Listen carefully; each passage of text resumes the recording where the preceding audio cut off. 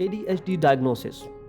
Although there is no single medical, physical, or genetic test for ADHD, a diagnostic evaluation can be provided by a qualified mental health care professional or physician who gathers information from multiple sources.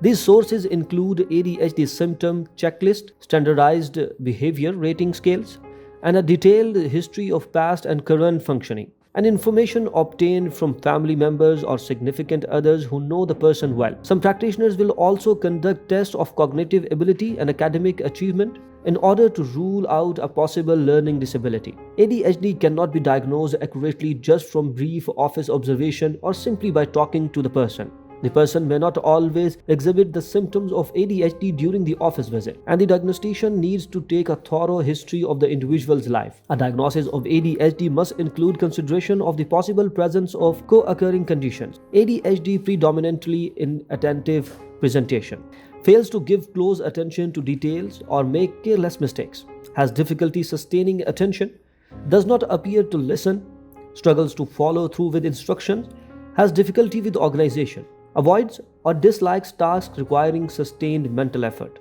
lose things, is easily distracted, is forgetful in daily activities. Several of the symptoms must have been present prior to age 12.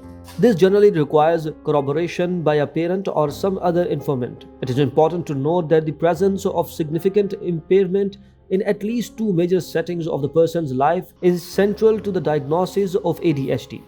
Impairment refers to how ADHD interferes with an individual's life. Examples of impairment include losing a job because of ADHD symptoms, experiencing excessive conflict and distress in a marriage, getting into financial trouble because of impulsive spending, failure to pay bills in a timely manner, or being put on academic probation in college due to failing grades. If the individual exhibits a number of ADHD symptoms but they do not cause significant impairment, she or he may not meet the criteria to be diagnosed with ADHD as a clinical disorder. To determine if you or your child has ADHD, a doctor or other health professionals will need to be involved. You can expect them to use a number of different tools, a checklist of symptoms, answers to questions about past and present problems, or a medical exam to rule out other causes for symptoms.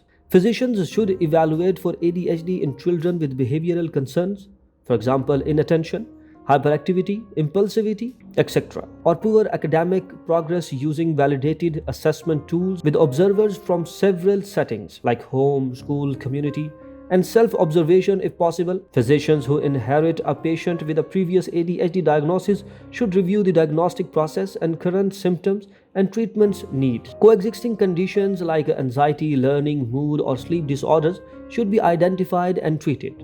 Medications are recommended as first-line therapy for older children.